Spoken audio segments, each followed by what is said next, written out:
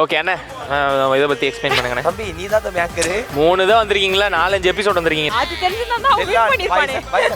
ராஜா ஏதோ பெரிய பாலிவுட் என்ட்ரி கொடுக்குற மாதிரி உட்கார்ந்து சைலங்க யாரும் கண்டுக்காம ரன்பீர் கபூர்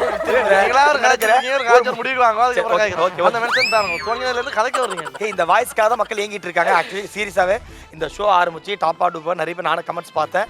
எப்படியா டெல்னா கூட டெல்னா வாய்ஸ் இல்ல அவனை பத்தி பெருமையா பேசிருக்க.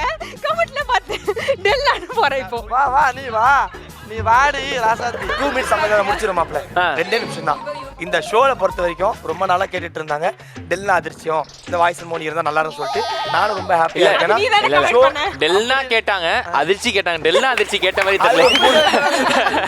அப்படி ஒரு 3 ஐடி வந்திருக்கும். அது நம்ம ஐடி தான், நம்ம தெரிஞ்ச ஐடி தான். எப்பவுமே நாங்க 2 பேரும் ஷோல பண்ணுவோம். ஷோல முடியும் 18 மணி நேரம் பேசுவோம், சமைப்போம். ஆனா ஷோக்குள்ளே முடிஞ்சிரும். தனியா பர்சனலா இந்த மாதிரி ஜாலியா பேச வாய்ப்பே கிடைக்கல.